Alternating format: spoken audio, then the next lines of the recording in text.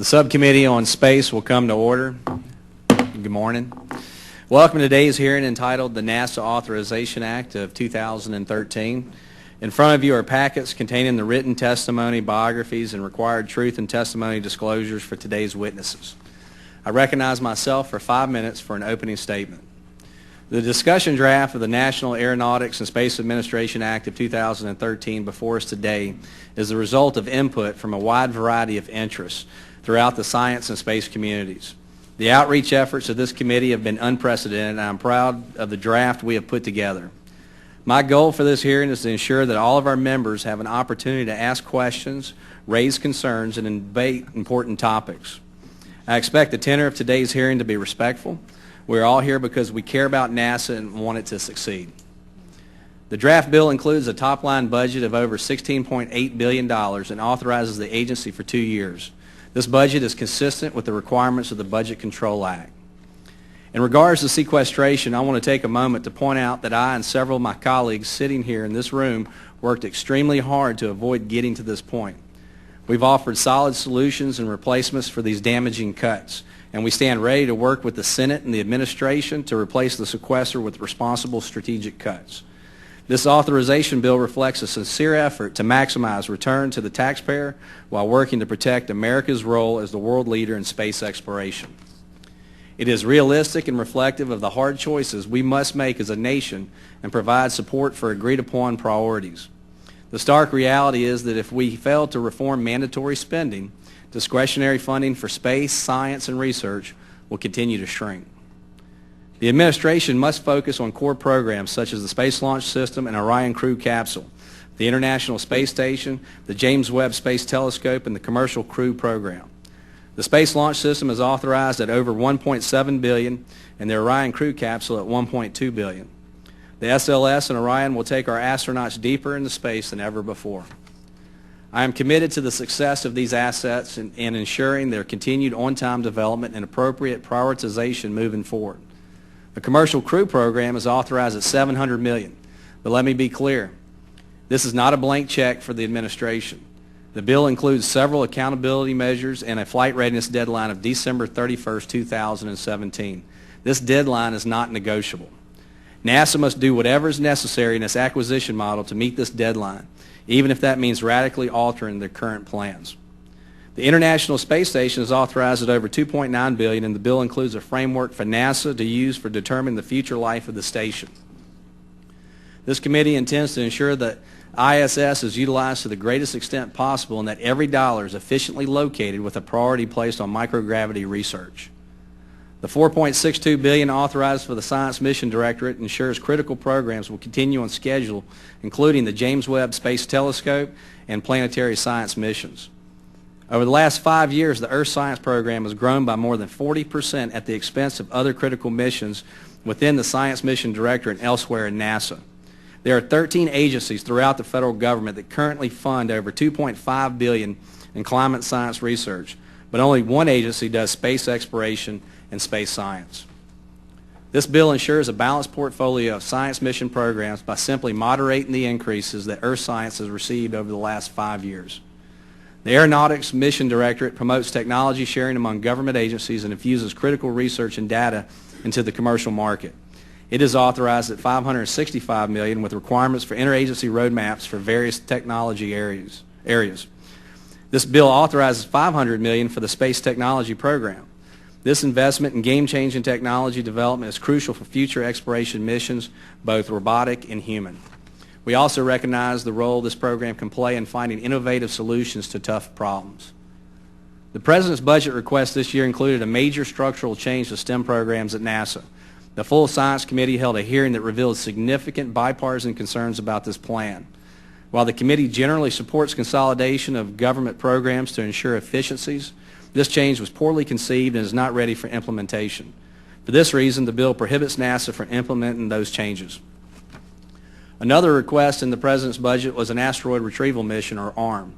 While the committee supports the administration's efforts to study near-Earth objects, this proposal lacks in details, a justification, or support from NASA's own advisory bodies. Because the mission appears to be a costly and complex distraction, this bill prohibits NASA from doing any work on the project, and we will work with appropriators to ensure the agency complies with this directive.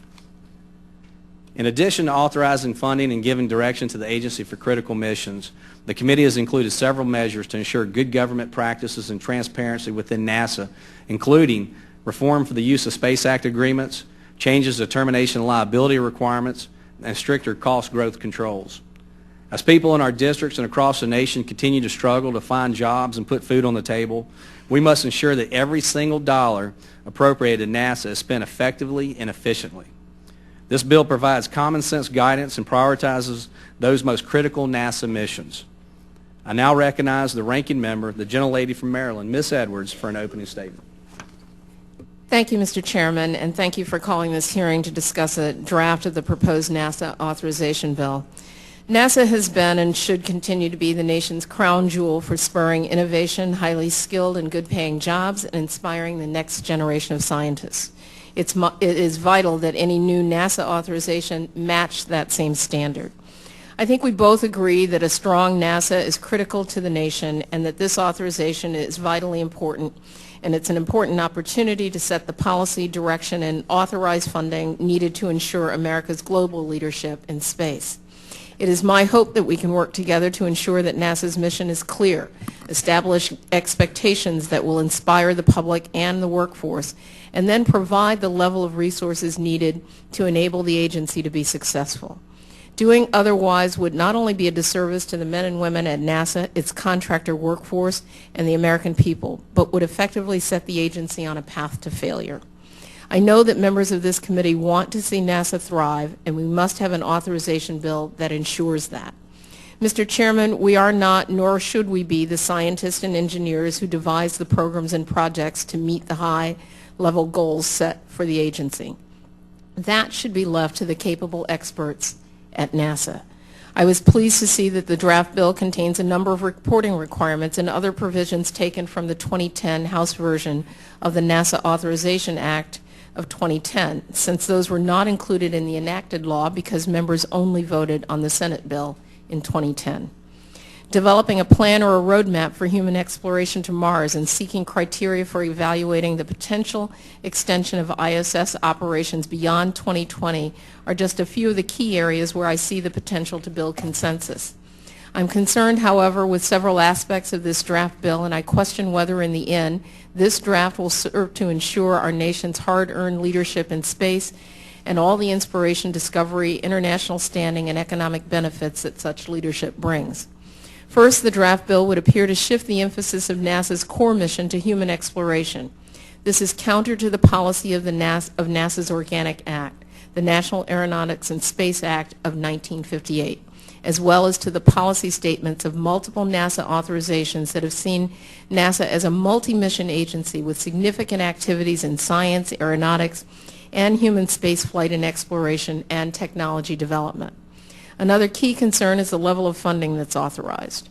The proposed bill would slash NASA's budget by almost $1 billion relative to both the President's proposal for fiscal year 14 and the pre-sequester funding approved by Congress in fiscal year 12. And it would maintain that cut over each of the years of the majority's authorization bill. The severe cuts to NASA's top line are manifested throughout the draft bill. For example, Earth science would be cut by almost $650 million relative to the fiscal year 2014 request, meaning the Earth science account is cut by 1/3. Cuts to Earth science would not only result in gaps in the data needed to understand changes in our Earth system, it would also impact on the data needed for water monitoring, forest and timber productivity forecasting, improving gas and electric utilities load forecasting, and assessing the impact of sea level rise in coastal communities. These uses and societal benefits are exactly what we hope for when we make federal investments in research and technology. To stop them would be irresponsible. And the bill appears to shift all space technology activities to support only exploration-related technology development. More importantly, the proposed reduction in funding for space technology will not keep NASA on a path aligned with 21st century innovation and job creation. Plans to pursue new technologies such as in-space propulsion and cryogenic fuel storage may suffer. The impact of making these reductions was not discussed in preceding hearings, as they should have been. Compounding these things, the bill establishes aggressive milestones and activities that run contrary to proposed downsized levels. Without any real regard for safety and schedule, these are exactly the pressures of the lessons that we learned from both Challenger and Columbia, and we can't afford to repeat those tragedies. We cannot expect NASA to develop a sustainable and inspiring space program under these circumstances. And Mr. Chairman, this subcommittee has historically done best for NASA when we move legislation in a bipartisan manner. At a minimum, now that the draft bill is open for discussion and before we begin considering a markup, we should first take the time to hold hearings with valued experts and stakeholders impacted by the bill's provisions, especially in areas such as earth science, space technology, and commercial crew safety. As we'll hear from one of the witnesses today, one way of counteracting the high cost of human exploration may be in the form of expanded international partnerships. This is an idea that needs to be considered, as the journey to Mars will be long, yet rewarding for the future of humankind. Thank you, and I look forward to hearing from our witnesses today. Thank you, Ms. Edwards. If there are members who wish to submit additional opening statements, your statements will be added to the record at this point. Oh, I apologize, Ms. Johnson. Our ranking member is present. I now recognize the ranking member of the full committee for her remarks. Thank you very much, Mr. Chairman, and good morning. And I'd like to join you in welcoming our witnesses to this morning's hearing. You both have offered valuable counsel to our committee in the past, and I'm certain you will do that again today. As the chairman has indicated, we're here today to begin our review of the majority's discussion draft of the NASA Authorization Act of 2013.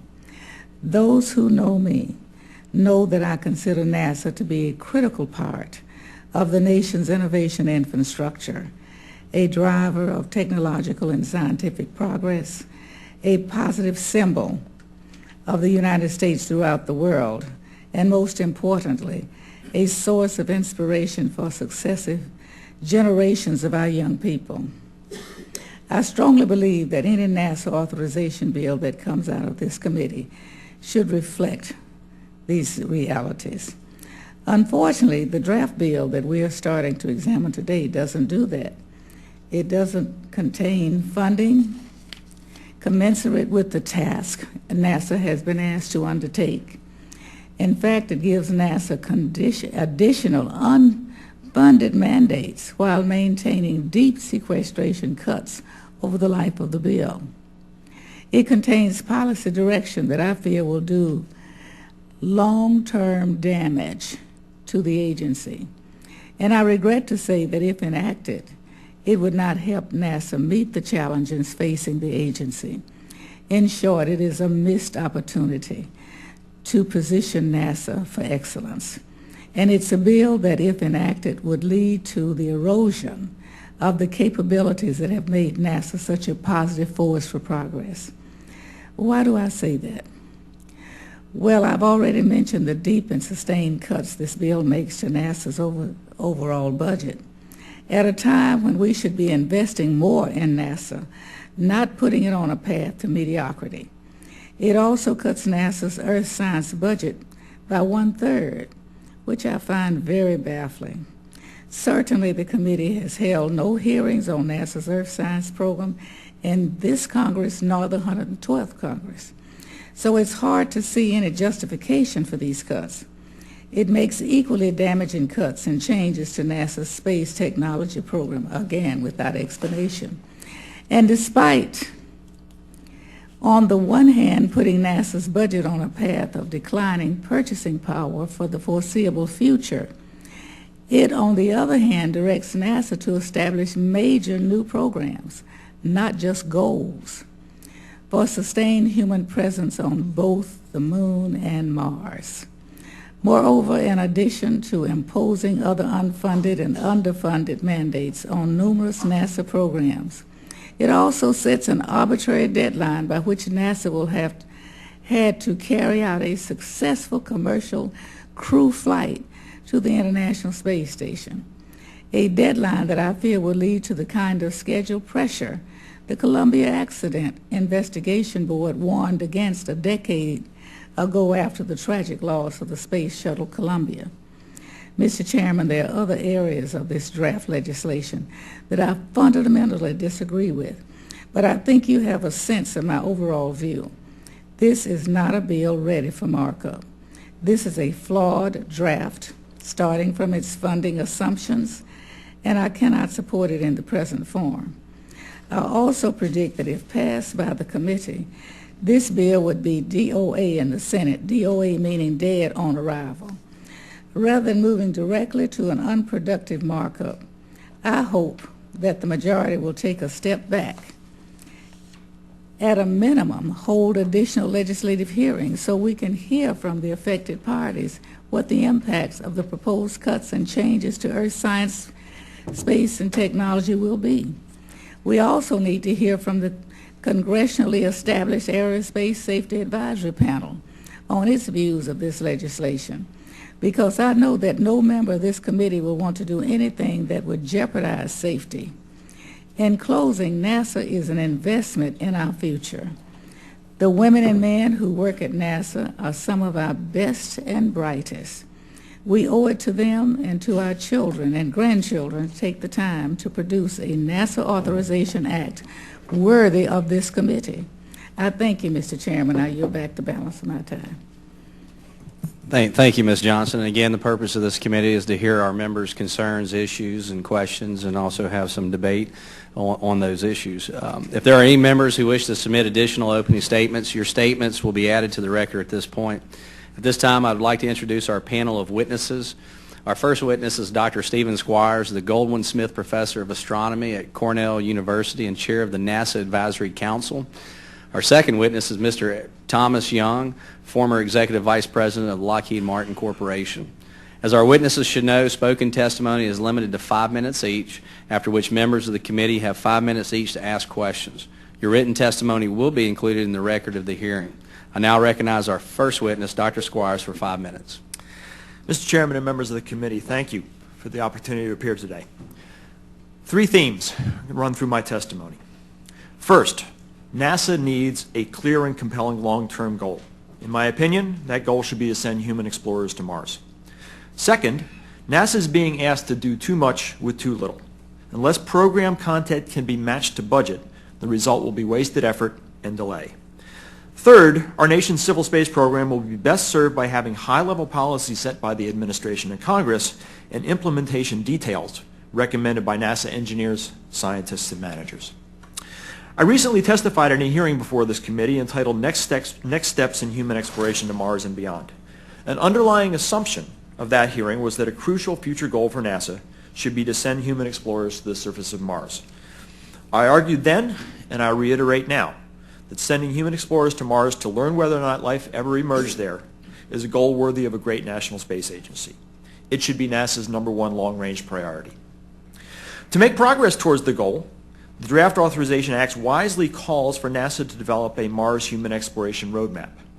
But then, with little technical justification, the draft legislation also dictates what some of the key elements of that roadmap should or should not be. Specifically, it directs NASA to establish a program to develop a sustained human presence on the moon and forbids NASA to fund the development of an asteroid retrieval mission. I believe that it would be unwise for Congress to either prescribe or proscribe any key milestones in NASA's Mars exploration roadmap at this time. Personally, I agree with the Draft Authorization Act's position on the asteroid retrieval mission, and I disagree with its position on a sustained lunar presence. But my personal views are not the point. In the 1960s, the government set the high-level goal of sending humans to the moon and then left it to the engineers and the scientists and managers of NASA to find the right program architecture to achieve this goal. I believe that a similar approach should be taken to achieving the goal of getting humans to Mars. I urge that milestones not be dictated, either by the administration or the Congress, without allowing NASA to develop a technically sound roadmap first. The objective of this roadmap should be to achieve the goal of human exploration of Mars as quickly and efficiently as possible, and then once a viable roadmap has been generated, the additional technologies, vehicles, and milestones that are needed to make it a reality will become clear. Moving on to space science, this program has been one of NASA's major success stories for many years. Priorities across the full sweep of space science have been recommended by the National Research Council's decadal surveys. I'm pleased that the Draft Authorization Act places particular emphasis on assuring that NASA's space science program follows decadal priorities. Unfortunately, tight budgets and mission cost overruns have put NASA's space science program under pressure. Recent administration budget requests have funded most space science disciplines adequately, but have included cuts to planetary exploration that were so deep as to appear punitive. The Draft Authorization Act, in contrast, restores funding for planetary exploration, but introduces alarmingly deep cuts to Earth science. I feel it's important that cuts be driven by science priorities as outlined in the decadal surveys, and that they be distributed sensibly across disciplines. So I urge this committee to strive for balance in the space science portfolio rather than singling out Earth science or any other discipline for disproportionate cuts. The Draft Authorization Act would reorganize the space technology program by moving much of the responsibility for technology development to the Human Exploration and Operations Mission Directorate. Unfortunately, when budgets are tight, it's tempting for mission directorates to use technology funds to solve today's problems rather than enabling tomorrow's missions. So I favor a more distributed approach in which only technology funding for specific near and medium-term needs of a mission directorate resides within that directorate. I feel that longer-term and more broadly applicable exploration technology funding is better maintained in a separate technology organization, helping protect it from being used to solve immediate mission problems. Returning to my opening themes, I believe that the mismatch between the agency's aspirations and its budget is the most serious problem facing NASA. Unless a solution is found, some very hard choices may have to be made soon. Specifically, a choice is looming, I believe, regarding whether the focus of human spaceflight should be ISS utilization or moving beyond low Earth orbit. At projected budget levels, I fear that NASA will not be able to do both of these safely and well. Part of the solution may be international partnerships. If no major funding increase for NASA is forthcoming, then I believe that the agency should aggressively seek out international partners for human exploration beyond low Earth orbit. If capable partners who are willing to shoulder a substantial fraction of the cost of deep space exploration can be found, then it may be possible for NASA to maintain something like its current portfolio of activities. Otherwise, I fear that a painful reduction in program content may lie ahead. Despite the challenges that it faces, NASA is one of our nation's greatest assets and a source of pride for all Americans. An authorization act that enunciates a clear and compelling long-term goal for the agency, that matches program content to budget, and that lets NASA formulate the implementation details of national civil space policy will allow it to remain so. Again, thank you for the opportunity to appear today. Thank you, Dr. Squyres. I now recognize our next witness, Mr. Young. Chairman Palazzo, Ms. Edwards, and committee members, I'm pleased to have the opportunity to present my views on issues I believe to be important as you prepare the NASA Authorization Act of 2013. The United States Civil Space Program has been the source of enormous pride, prestige, knowledge, and awe-inspiring technology. This has been the product of the exceptional men and women in NASA, other government agencies, industry, and the scientific community working with highly competent leadership. This integrated effort is the foundation of the United States Civil Space Program. As we move forward, there are storm clouds over this great human endeavor that require attention. Nothing is more important than maintaining NASA as the premier civil space organization, including maintaining the special capabilities of other government agencies, industry, and the scientific community. This can only be achieved by having challenging, inspiring, and worthy things to do. Studies, technology pursuits, and overseeing others are important, but will not maintain the civil space program as world-class. We must endeavor to populate the Authorization Act with worthwhile opportunities that maintain these critical capabilities. To maximize the return from the investment in the civil space program requires that program content be in balance with the budget. This is a much discussed but seldom achieved goal. We continually operate with a budget that is inadequate to implement the established program. Our inability to delete worthy but lower priority endeavors results in this imbalance. Too much program for the available budget results in inefficiencies, excessive risk, and program cancellations. The result is that less is accomplished for more. Pay-as-you-go is a much-discussed concept that I believe has merit. Go-as-you-pay is a useful concept when deciding the point at which the budget will support starting a project. Go-as-you-pay is a most wasteful concept for the implementation of a project. The dominant strategic issue facing the civil space program today is human spaceflight. Today, there is a human spaceflight program, but no credible human space exploration strategy. There's much discussion about going to the moon, an asteroid, Phobos, Deimos, and Mars. However, there is no credible plan or budget. There are human exploration elements such as SLS and Orion. The NASA budget contains about $8 billion for human spaceflight, not including infrastructure cost. This funds the International Space Station, SLS, Orion, some technology, commercial cargo, and commercial crew. If the budget remains approximately the same, my judgment is that there are two basic choices: a space station-focused human spaceflight program or an exploration-focused program. I do not believe the budget is adequate to accomplish both, and a choice needs to be made to have a credible path forward. I believe as a part of making this choice, an independent assessment of the value of the ISS return for the significant portion of the NASA budget that is dedicated to ISS is necessary. A senior review is a concept that is appropriate for conducting this assessment. If this human spaceflight strategy issue is not resolved, the graveyard of canceled, abandoned, and unachievable endeavors will continue to be populated. The responsibility for leading the resolution of the strategic issue should reside with NASA. Another strategic issue that's important resides in the science area of the NASA program. There are a small number of profound questions for which the United States is in a leadership position and is on the cusp of greatly increasing our knowledge. These include, are we alone? What is dark energy and dark matter? What is the future of our climate? Is the United States going to be a leader in these profound areas, or are we going to voluntarily move to the sidelines? Decadal surveys have identified the top priority programs in pursuing these special opportunities. Sample return from Mars, a wide field IR telescope, and missions identified in the Earth Science Decadal deserve priority consideration in the new Authorization Act. Technology is important seed corn for the civil space program.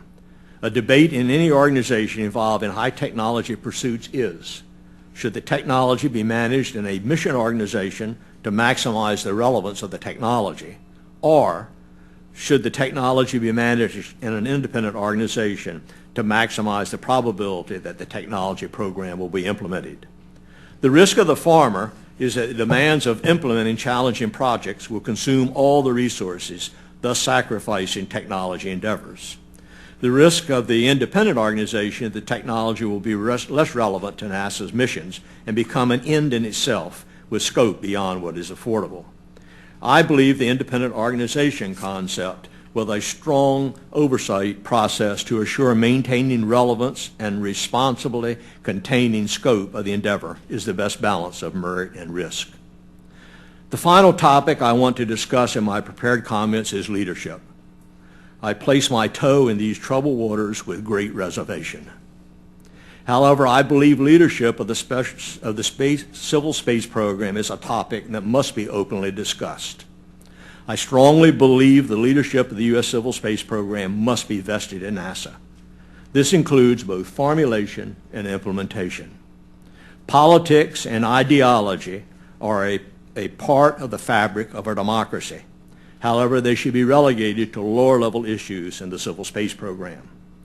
I recognize there are times when national issues are important factors, as was the case with Apollo.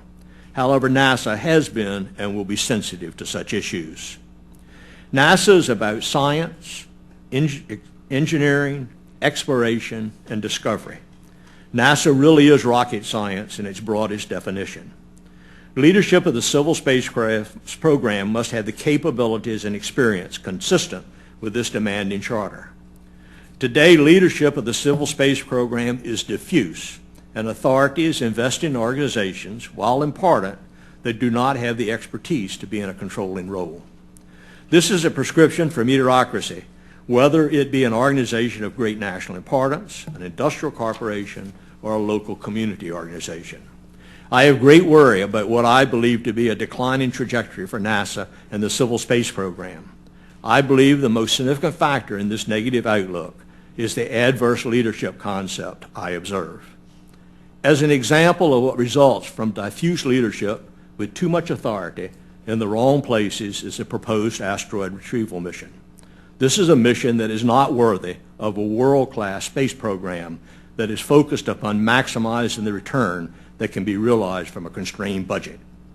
NASA must be returned to the leadership role of the civil space program. If this occurs, many of the issues confronting the program will be very positively addressed. If not, the outlook is discouraging. The Authorization Act of 2013 will be important in achieving a positive trajectory correction for NASA and the civil space program. It is hard to overstate the need for a program that is focused upon the highest priority opportunities, a program that is consistent with available funding, and a program with leadership vested in NASA. Great nations do great things. The United States is a great nation, and I continue to believe the civil space program is a great thing. Thank you very much. Thank you, Mr. Young. I thank the witnesses for being available for questioning today. Reminding members that committee rules limit questioning to 5 minutes. The chair will at this point open the round of questions. The chair recognizes himself for 5 minutes. One of the first questions I asked Administrator Bolden at our NASA budget hearing earlier this spring was whether the President's budget request would cause a slip in the schedule for the Space Launch System. Administrator Bolden replied that it would not. After looking at the budget request, however, it became apparent that if this was indeed true, the funding levels were barely enough. That's why the discussion draft before us calls for an increase of $70 million above the administration's request. Mr. Young, what funding levels are necessary to maintain the current SLS schedule? I really can't answer that question, but I do have some comments on the question. One of the things that's in the authorization bill, and I pointed out, is that go as you pay is a useful concept when you're deciding when to start a project. But when you're implementing a project, it's a very most wasteful concept. And I think if SLS falls into the mode of a go as you pay program, then it's going to be highly inefficiently implemented. And what really happens in a go as you pay concept when you're implementing a program is good people accomplish all the work in a given fiscal year that they can for the money that's available. What they can accomplish, they move to the right. And this accumulates into schedule delays. But it's even more significant that you don't accomplish the program in the most efficient manner, and you probably end up with a lot of programs doing one program for the price of two. So I applaud your focus on this issue of assuring that the SLS funding is appropriate to implement a program in the most efficient manner. I'm just not in a position to make a judgment exactly what those dollars are. Dr. Squyres, you have anything to add? Yeah, I think the thing I would add to this, and I've mentioned to this committee in the past, is that the real issue to me is not when the first flight of SLS takes place. It's the flight rate thereafter. And if you look at the projected budget and what it implies in terms of the projected flight rate for SLS, you wind up with a flight rate that is almost an order of magnitude lower than what was done for, say, the Saturn V system back in the 60s and early 70s. We have no experience with a human-rated flight system that only flies every 2 or 3 or 4 years. And I believe that's cause for serious concern. It's not just simply a matter of maintaining program momentum. It's not even purely a matter of efficiency. It's also largely a matter of just keeping the flight team sharp and safe and mission ready. So I'm deeply concerned about the flight rate of that system. Can NASA afford to develop the 130 metric ton variant right now, or will it have to focus on the 70-ton version? Does anybody want to? No comments on that one? We'll work that one out later. That's just something curious that keeps popping in my mind. All right. Now, this is something I think y'all can elaborate on. Now, the discussion draft includes a requirement that NASA builds a Mars human exploration roadmap. Are there any additional requirements for the roadmap that you think should be added? Dr. Squyres, we'll start. Actually, I think the roadmap requirements in the bill are over-constrained. What I mean by that, I think the idea of establishing a roadmap for human exploration of Mars is great. It's one of my favorite provisions in this bill. But I think it would be best to allow NASA to do that problem, to work out that roadmap in its technical details and find the best way to achieve that, and then come back with a set of recommendations of what the intermediate milestones should be. As written, the bill prescribes certain milestones. For example, a sustained presence on the surface of the moon, which is, as the ranking minority member of the full committee noted, is an unfunded mandate. It also says that we should not do certain things along the way. I think, and I agree with Tom on this, that allowing NASA to take the first steps towards establishing what the roadmap should be, using the technical expertise that resides within the agency, would be an appropriate way to go forward. I too applaud the roadmap. I mean, I think we are badly in need of a human exploration strategy. I think that the concept of doing the roadmap, NASA leading it, is good. Giving NASA as much flexibility as can be in putting together is also good. You'll always have an opportunity to critique the products as they come out. The only thing I would add to what Steve has said is that it's also got to be a roadmap that gives appropriate recognition to budget and what is realistic and what is not realistic. And I don't mean to over-constrain it by that, because if I had the job, I would look at options and various levels to understand what we can do, at various levels. But a strategy without the resources to execute the strategy, or a roadmap without the resources to execute it, is simply a hope as opposed to something that's realistic. So we've got to put it in the context of what is realistic to be implemented. But personally, it is the objective. I was sitting thinking as Steve was doing his testimony, I don't know how long I've been associated with Mars, but I almost have 3 children, Carter, Blair, and Mars.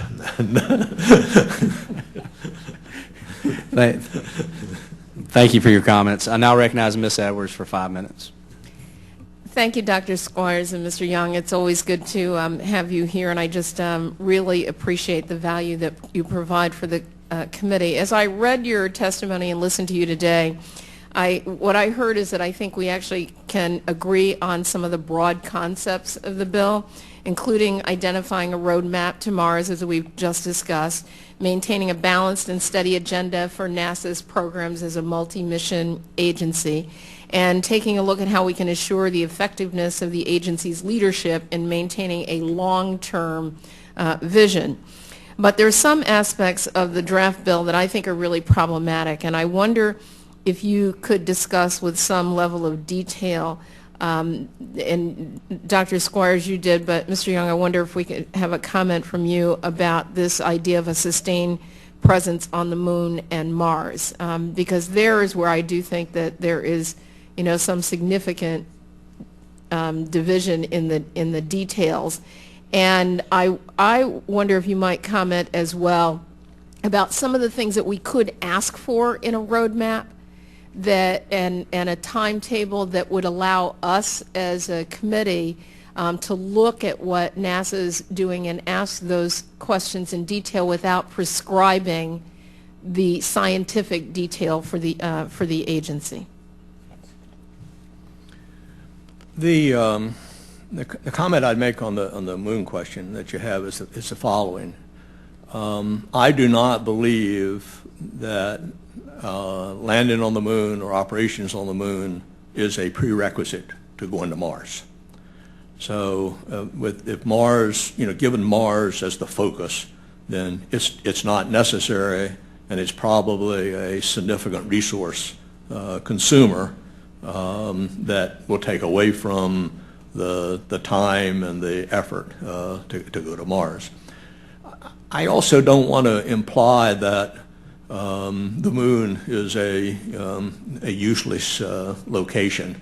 And so that's not, from my standpoint, it's not meant to be implied at all. I mean, I think there's enormous,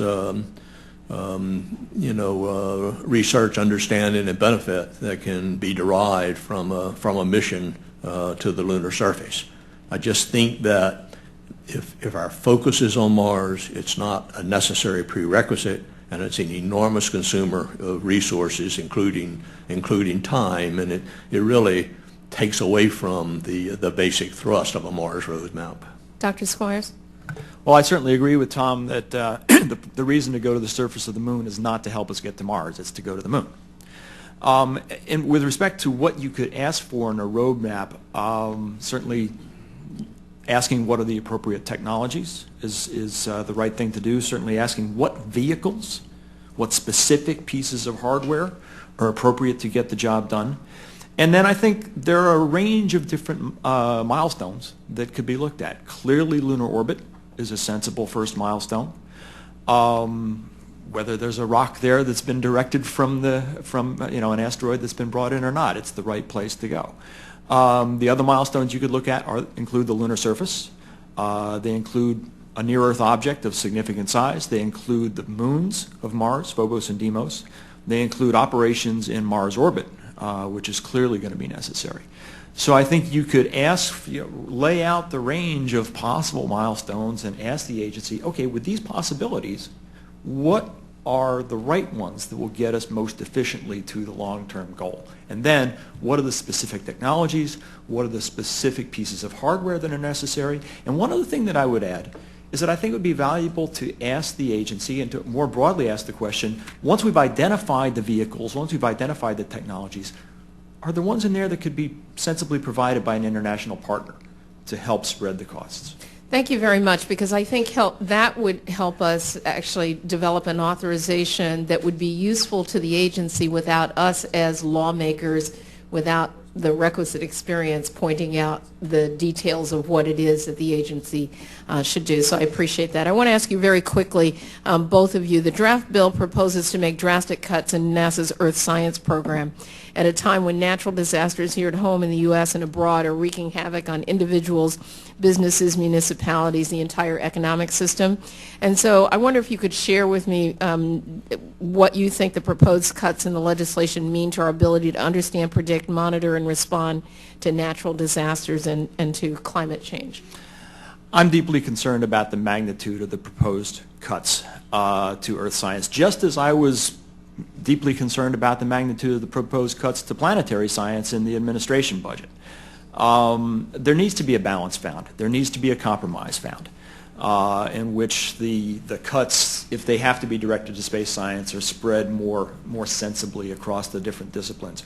With respect to Earth science, the National Research Council's decadal survey for Earth science has very nicely spelled out a sequence of missions, a series of activities that could be conducted by NASA studying the Earth from space. And those have broad benefits, both in the specific areas that benefit humans that you outlined, but also just across the broad sweep of understanding the Earth as a complex system. The climate system, the geology of the Earth, the oceans, the sea ice, all of those are interconnected in a very complex way. And these missions are necessary to understand that system. And there are unexpected discoveries awaiting. There are unexpected consequences of flying these missions. And so I think... I appreciate that. I think I'm actually out of time. Okay. So we'll let somebody else continue. And I could go on that one for a long time. I know that you could. I apologize. I'm going to slip out for a bit, but I'll be back. and we could listen for a long time. I would like to say this bill does not require NASA to establish a moon base or lunar outpost. In fact, the 2005 and 2008 NASA Reauthorization Acts required NASA to establish a sustained human presence on the moon and authorized NASA to establish a lunar base. This bill authorized NASA to continue those pursuits already in existing law and to plan for eventual missions to Mars. So if there was any confusion, I want to clear that up. I now recognize Mr. Brooks. Thank you, Mr. Chairman. By way of background, I represent Alabama's 5th Congressional District, the home of the Marshall Space Flight Center, and quite frankly, the birthplace of America's human space flight program. The Marshall Space Flight community plays a pivotal role in the development of America's space launch system, the next generation rocket system that empowers America to return to exceptionalism in space and stop the current, rather humiliating situation wherein America is reduced to having our astronauts thumb rides with the Russians. The people in my district who either have a keen interest in SLS or who are responsible for building the next generation SLS rocket system have had scant time to review the draft NASA Authorization Act of 2013. The early response, however, to these reviews have been, to put it mildly, most disconcerting. So disconcerting, in fact, that unless I receive differing expertise that satisfies me that our words in support of human spaceflight match our actions and deeds, I will have no choice but to vote against and otherwise oppose this Authorization Act. In that vein, I seek today's witnesses' expertise and insight in hopes that it will help satisfy these concerns. Page 5 of the draft discussion bill states, quote, $1.454 billion shall be for the space launch system. Have either of you had communications with any private sector contractor who is responsible for building the next generation SLS rocket to determine whether they can meet their 2017 launch deadline if they are authorized only $1.4 billion in FY 2014? And if so, who have you spoken with? What have they said? Mr. Young, have you? I have not. Dr. Squyres, have you? No, I have not. In that vein, let me share with you some of the concerns that I've had shared with me from folks in my district. The first one is a gentleman I'm sure that you're very familiar with. I have a letter from former NASA Administrator Mike Griffin dated today, June 19th, 2013 at 6:11 a.m. He's doing this while he's at the Paris Air Show in Europe. Dr. Griffin states in part, and I quote, I wish to express my concern over the proposal to authorize 2014 funding for the Space Launch System at a level of $1.45 billion. It is not adequate to develop the launch system that was approved by the Congress in the NASA Authorization Act of 2010. Development of the SLS that was mandated by the Congress requires a 2014 authorization and appropriation of $1.8 billion. I repeat that, $1.8 billion. Specific requirements which cannot be met at this level of $1.45 billion include: 1, concurrent development of the upper stage required to meet the 130 metric ton floor for human exploration capability that was mandated by the 2010 Authorization Act. 2, schedule protection for completion of core vehicle development by 2017, again a requirement of the 2010 Act. 3, completion of the interim cryogenic propulsion stage by 2017, necessary to reach the initially planned SLS capability of 70 metric tons. 4, continuation of advanced booster development.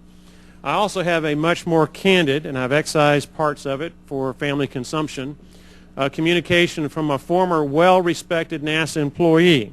This person states, I have reviewed the draft authorization bill. I really seized up over the amount for SLS. It is too low.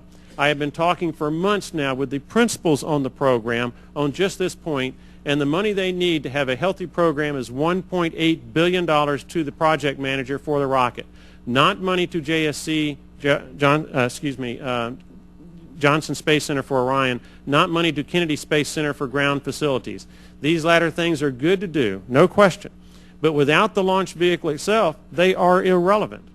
As important as building the rocket is building the right rocket, the 130 metric ton version, not the half-capable 70 metric ton first step that Lori Garver and the Obamans want to settle for. That version is quintessential white elephant. It is twice as big as what you need to get to low orbit to service the International Space Station, and thus very inefficient for that application, and half what you need for human space exploration, and thus inefficient for that application as well. Mr. Chairman, I urge this subcommittee conduct as many hearings as are necessary to determine whether $1.4 billion is adequate to construct the Space Launch System rocket and restore America's exploration in space as scheduled, or is merely a painkiller given to a terminal patient to ease the cause of death. That having been said, with respect to these two communications, do you all have any reaction? I do. Mike Griffin, that probably was, in his afternoon work, even though you had it at 6 a.m. Yeah, my comment is the following. We actually know how to estimate the cost of these programs. Not with great precision, but within the, the realm of what's necessary for budgeting. And so this is really an example of some of the things I was talking about and have testified before previously. We have the ability, based on experience, to do a reasonably credible cost estimate for projects like SLS. We can do it in a statistical manner. And we know that for a standalone project, the most probable result is the 80-20 statistical number. A lot of history on that. I mean, I've looked at NRO data, I've looked at NASA data, Air Force data, as others have, and that is the point at which you determine the most probable cost of a program. The next most important item is that the 80-20 not just be a total, but it be 80-20 every year. Because if I put all of my reserve and contingency at the end of the program, I may feel good about the total, but I've done nothing, which is probably what these letters are implying. So my recommendation or comment to you would be, get a credible organization who knows how to do independent cost estimating, and get them to do an independent cost estimate for the SLS given the launch date that you want to specify, and they can assess the realism of that, and they do it at an 80-20 level, and then you can really assess where the budget is relative to the reality as to what the program would cost. But I want to emphasize, we know how to do this. This is something that we really have developed a real capability for in the recent times. Thank you, Mr. Young. Dr. Squyres, out of consideration for the other members that are here, I'd like to ask the members again to try to keep their questioning and comments to 5 minutes. I now recognize Mr. Kennedy for 5 minutes. Thank you, Mr. Chair, and thank you once again to our witnesses for testifying yet again before the committee. A couple of questions, and broaden the base a little bit here. But for both of you, just to start, you mentioned in the administration's, you each mentioned this administration's STEM education reorganization proposal as an issue moving forward. In my district back home in Massachusetts, we have a number of programs that have been highly successful in reaching students of all ages and getting them interested in STEM fields. I share some of your concerns about potentially reorganizing these programs and losing the expertise of issue area specialists. I've visited some vocational schools that have amazing partnerships with NASA and getting kids really excited about fields of engineering and exploration. And I think we can all agree that increasing the effectiveness and efficiency for federal STEM efforts is something worth pursuing. Do you have any recommendations or any suggestions on how NASA can improve its education and outreach priorities going forward? I believe that the administration's proposed reorganization of STEM education in NASA is deeply misguided. NASA is a unique organization within the government. It flies missions into space, and the technical audacity of those missions and their capability to inspire are virtually unmatched in terms of what this government does and its ability to get young people turned on by science, by technology. And to take that responsibility, the responsibility for sharing that capability with the public away from NASA and give it to, I don't care, any organization that doesn't do spaceflight, I think is a bad idea. The thing that makes NASA's education outreach programs as effective as they are is that they are conducted by people who have not only a deep knowledge for what they're doing, but a passion for sharing it. And you listen to some of NASA's scientists and some of engineers talk with young people about how excited they are about what we get to do for a living. You know, this is compelling stuff. And to take that away from the agency and hand it off to an organization that has no experience flying stuff in space, I think is just a bad mistake. Fair enough. Anything you want to add, sir? No. Great. Then moving on, I'd like to hear a little bit more about your thoughts on the space technology provisions of the bill. As I understand it, authorization levels included in the draft are obviously much lower, and the program would need to be adjusted to support exploration-related technology development by moving much of the funding to support the human exploration and the Operations Mission Directorate. How do you think that this would impact the future development of space technology? The thing I commented on is not so much the level of the program, because that's important, but you know, it's very difficult for someone in our position to have gone through all the activities. But having been involved both in NASA and in the private sector for a long time, both operational missions and technology, the thing that's always struck me is that there's a constant debate, and that is there's a motivation to try to align the technology with the management of the missions or the projects, because that really makes it most relevant. I mean, no question, they're the users. The problem is when the crunch comes, and it always comes, the resources that are there for the technology gets used to solve problems on the missions that you're trying to execute. And I don't offer that as being wrong. I mean, that's the priorities that people have to take. The other side of it is that you put technology in a technology organization.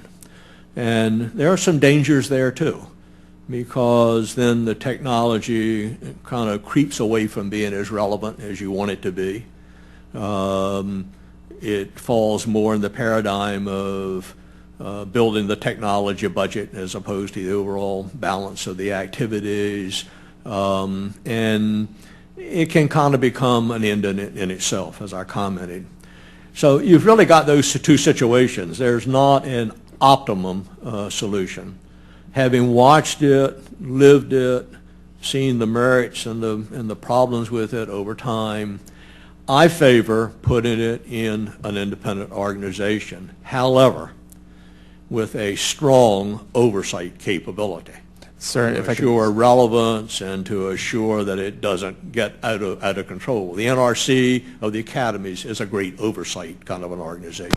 I've got 3 seconds, but briefly, you both commented on the asteroid retrieval mission. I seem to sense some skepticism from both of you on that mission.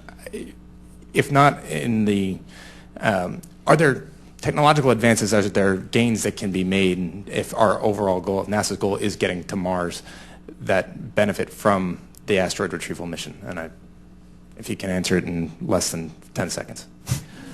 I personally don't see a strong connection between the proposed asteroid retrieval mission and sending humans to Mars, but I believe NASA should at least be given the opportunity to try to make that case. I haven't heard it yet.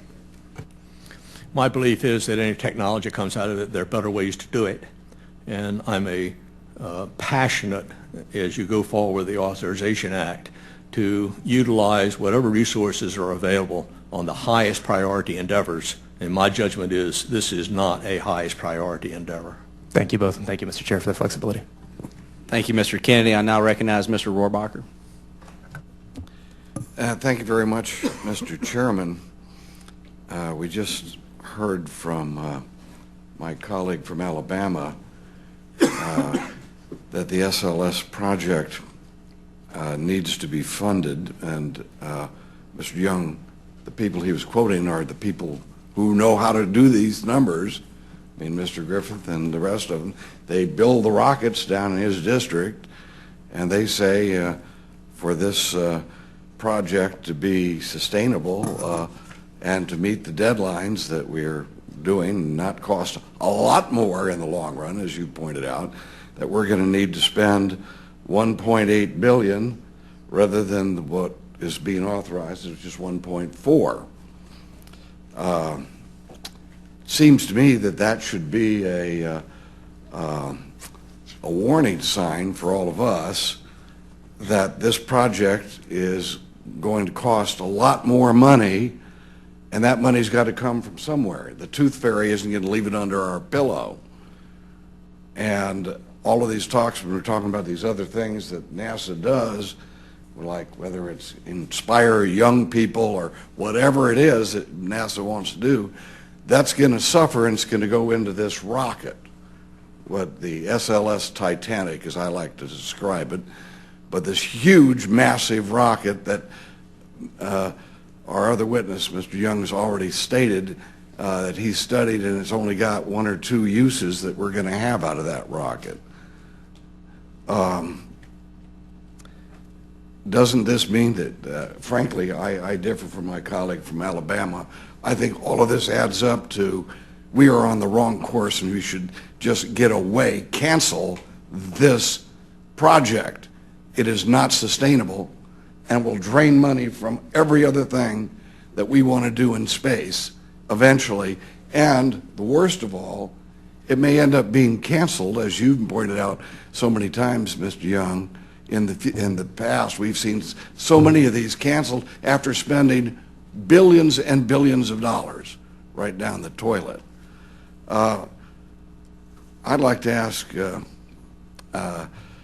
Squyres, you have stated, we all seem to assume, that getting to Mars as soon as possible has got to be our ultimate goal. That just seems to me that everybody's accepting that. I don't accept that. There are a lot of other things we need to do in space before we need to get to Mars.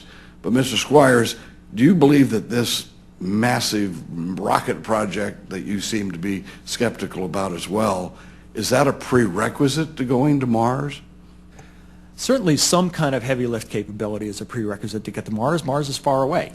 But SLS, I said in my opening statements that I believe that the biggest challenge, the biggest problem facing the agency is that NASA is being asked to do too much with too little. And this mismatch between the amount of money that's necessary to do SLS right and the amount of money that's actually available is symptomatic of that. Both Tom and I in our opening remarks pointed out that we see some tough choices looming in the area of human spaceflight.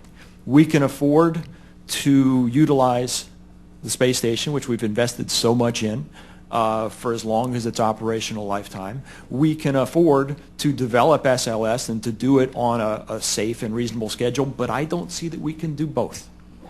And so there may be some very tough challenges ahead for this agency and some tough choices to be made. There are other alternatives that are out there, and we do have a proven rocket system right now.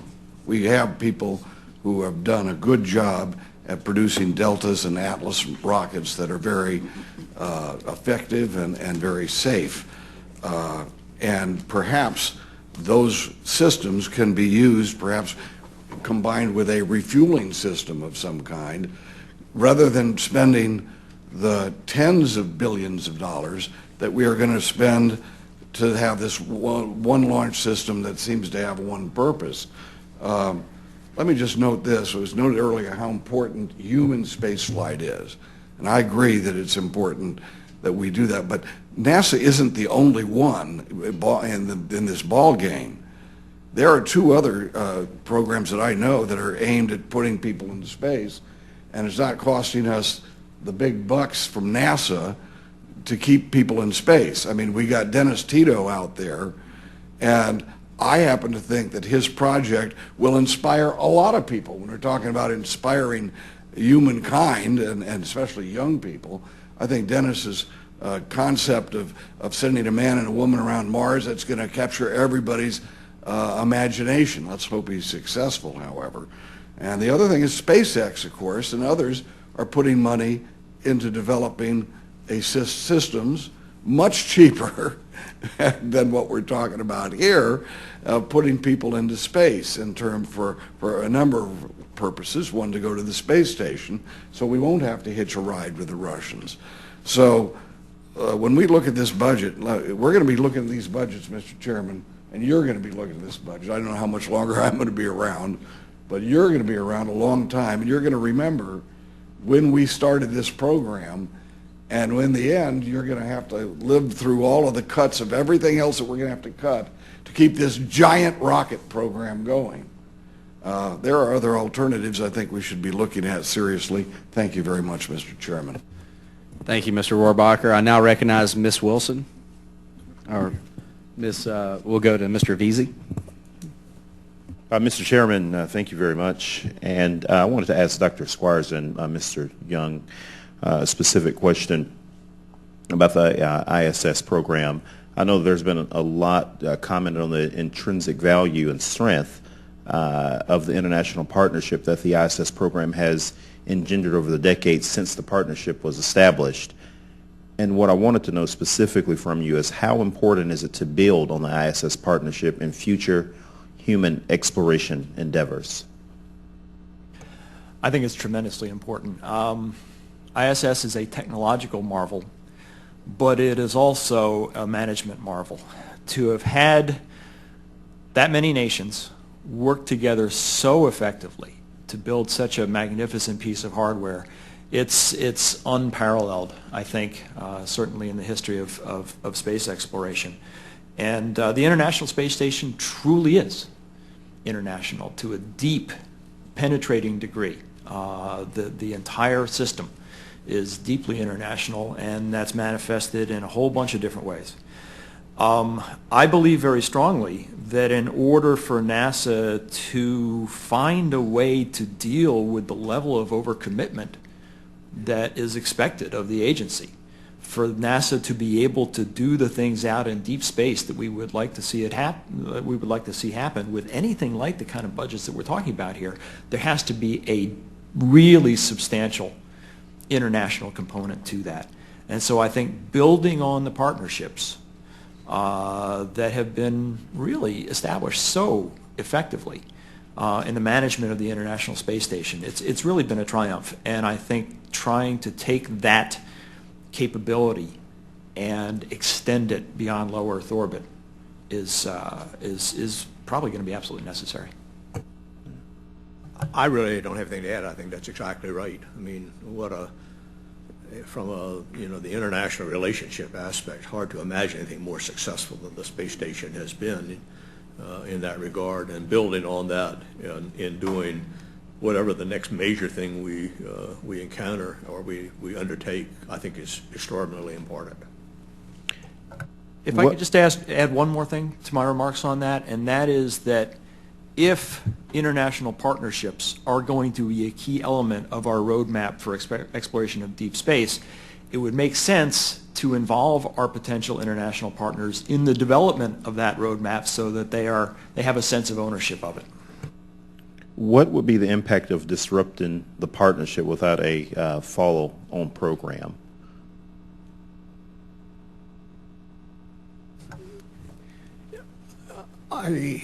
It's a good question. It's kind of the nature of the business. I mean, that that to have continuity is certainly a virtue, but I would not make it a requirement. In other words, I think that we should collectively figure out the most important things to do, and then how's the most effective way to execute them, rather than say we have a workforce, we have an international partnership, and now we've got to kind of fill that international partnership. I don't know if that's very helpful, but that would be my general reaction. Thank you. Mr. Chairman, I yield back the balance. Thank you, Mr. Veazey. I now recognize Mr. Posey. Thank you very much, Mr. Chairman, and thank both the witnesses. And if I heard you correctly, both of you place a high priority on human space exploration as being the #1 thing that we should be doing. If we started today, how long do each of you estimate it would be before we could place a person on Mars?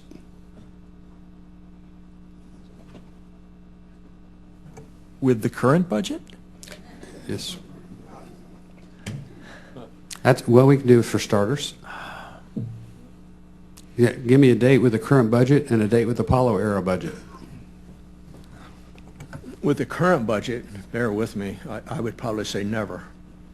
Okay. I agree. If you said, if we made this a national imperative, to go do it, it took Apollo about 8 years, if I recall correctly.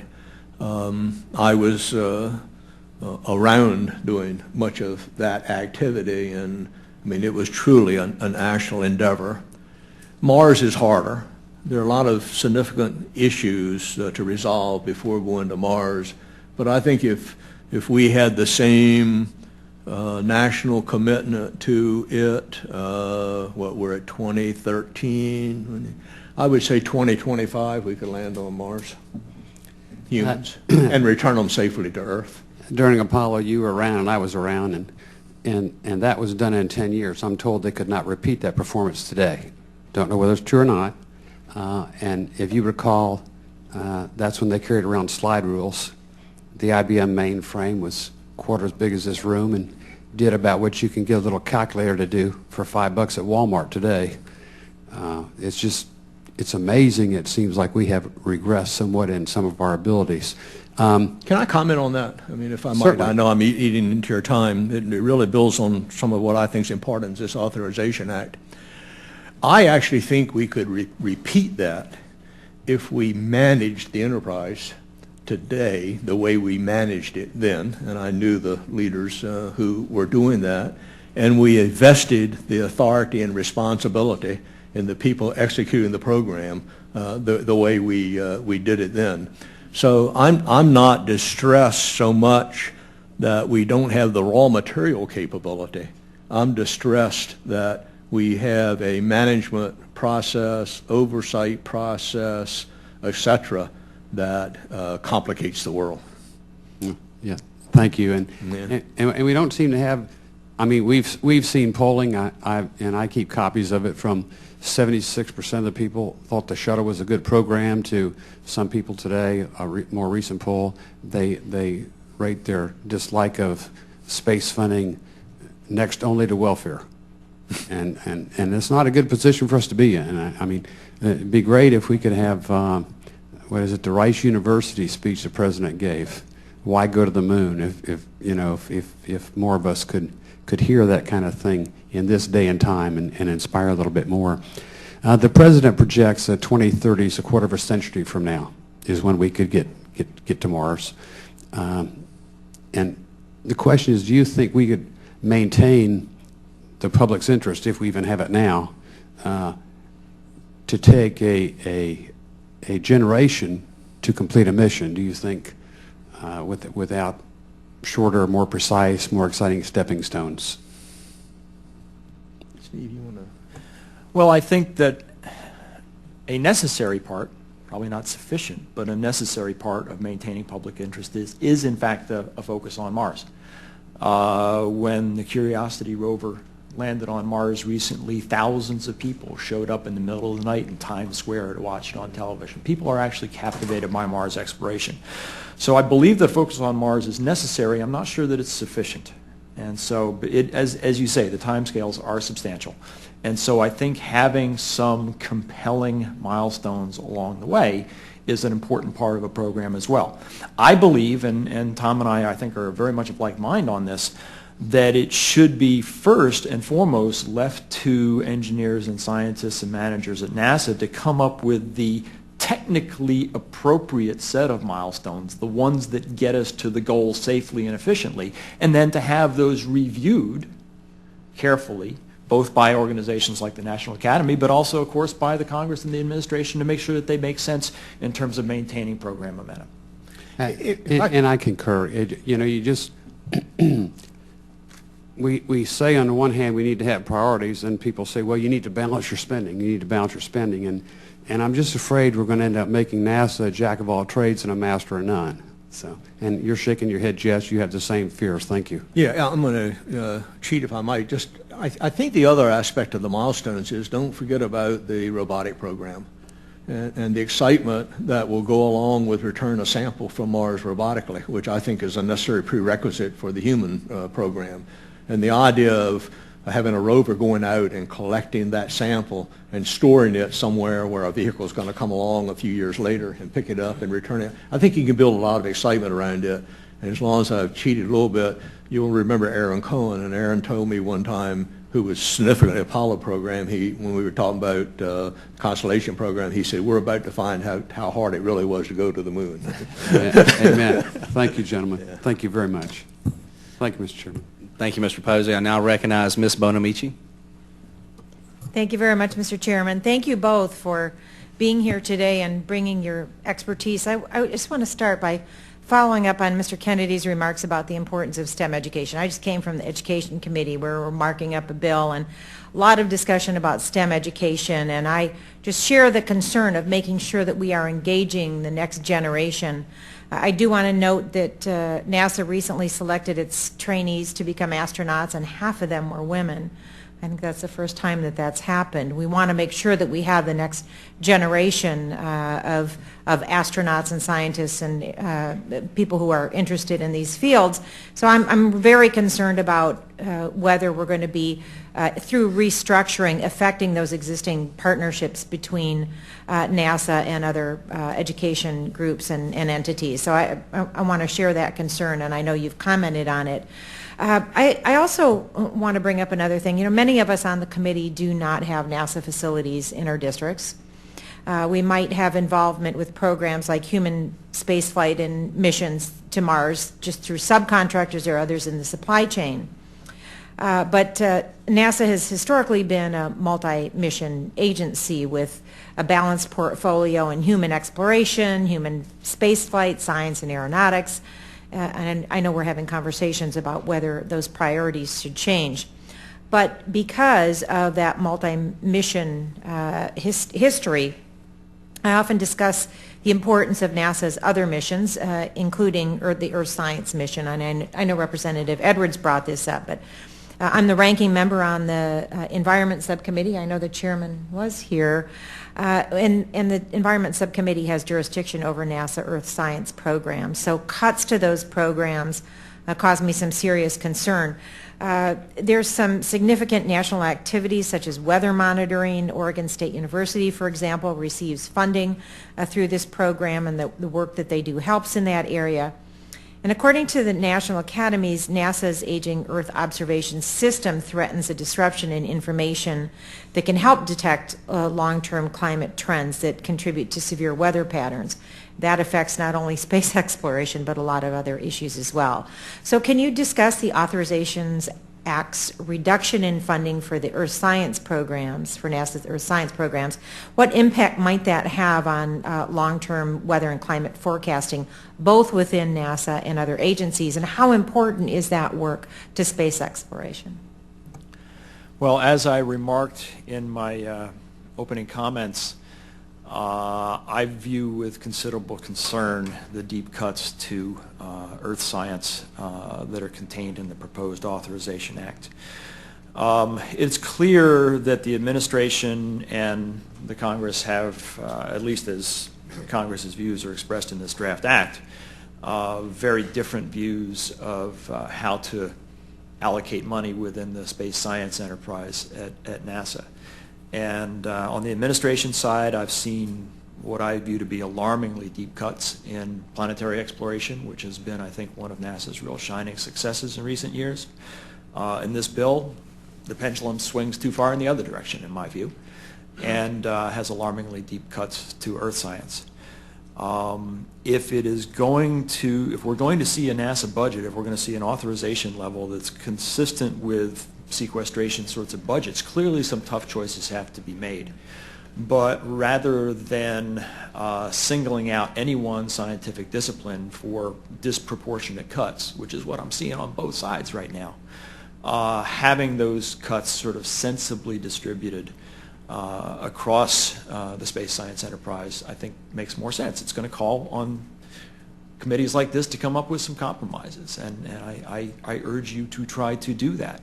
To get specifically to your question, if you look at the suite of missions that were recommended by the Earth Sciences Decadal Survey from the National Academies, They would focus on understanding the Earth as a system, not just focusing on trying to forecast tomorrow's weather, but trying to really understand the Earth's climate system, the Earth's geosciences, to really try to develop a systems approach to understanding the Earth. And that is inevitably going to pay off in providing decision makers who are wrestling with things like climate change with the kinds of information that are going to be necessary to make smart decisions.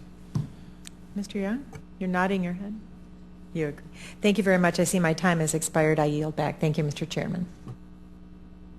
Thank you, Ms. Bonamici. Now recognize Mr. Stockman. I have a quick statement to make about I'm feeling as NASA's more symbolism over substance, and we've gotten away from, as you talked about in the 60s, where we actually did things. I think the reason the popularity has dropped is because a lot of people have no idea really what we're doing now. And it's kind of muddled, and we keep going off in these different directions. And I was wondering, what was the ratio of bureaucrats to engineers in the 60s versus now?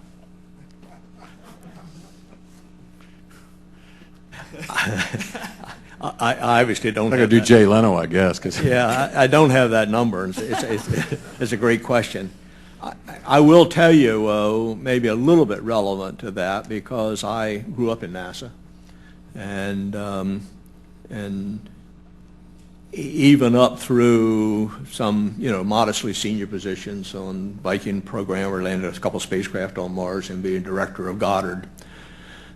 And I finished that. I went off to my next life in the like 82, 83.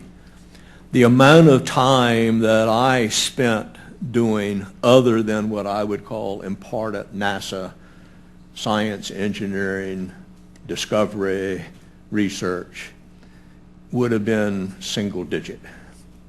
I mean, it was just not a factor. Now, don't get me wrong. I mean, OMB existed, other organizations existed, but my time and my dedication was 95+% on doing science, engineering, research, discovery, whatever you want to call it. So I personally think that's a significant difference to what I observe today, and a source of enormous worry.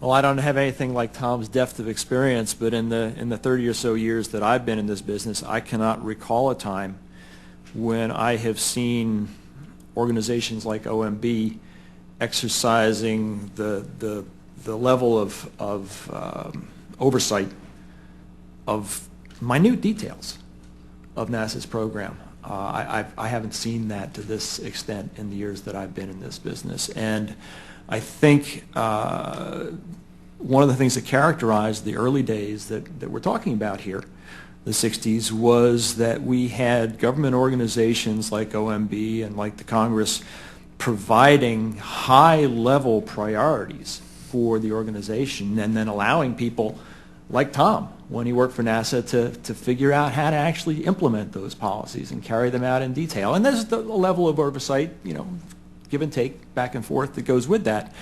But I think that the level of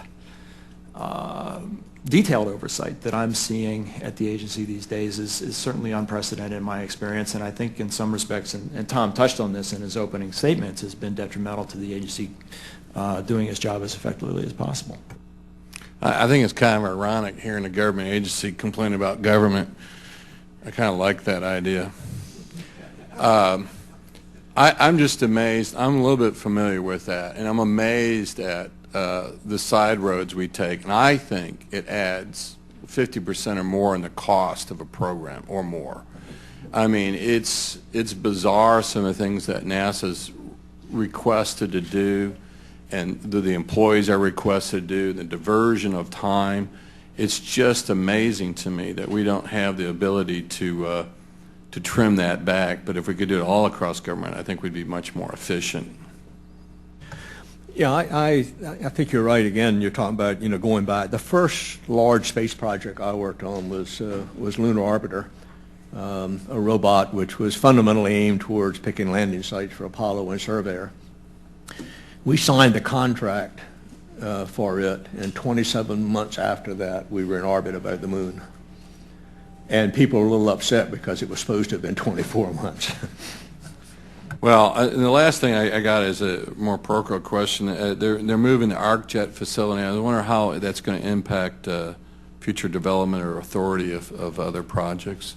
Are you not familiar with it? Then I'll submit the question. You can research it. But I'm extremely frustrated seeing firsthand the amount of tangential or what I call non-productive compliance.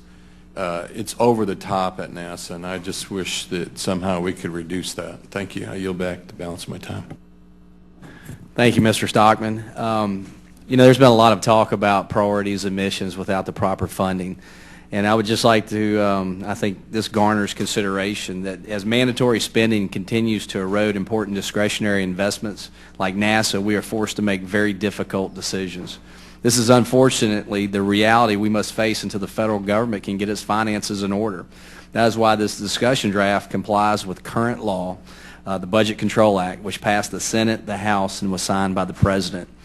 And I do hope that we can get mandatory spending under control soon so that we can continue funding essential and discretionary programs like NASA, like national defense, like Homeland Security, without having these debates over making sure that we fund our priorities appropriately. So I want to thank the witnesses for their valuable testimony and the members for their questions. The members of the committee may have additional questions for you, and we will ask you to respond to those in writing. The record will remain open for 2 weeks for additional comments and written questions from members. The witnesses are excused, and this hearing is adjourned.